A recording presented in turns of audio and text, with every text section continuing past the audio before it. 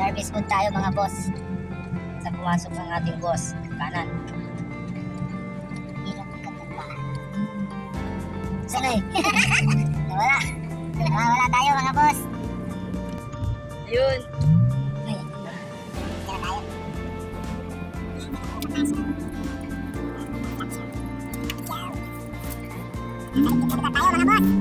Alipin tayo ng pera kaya kailangan natin.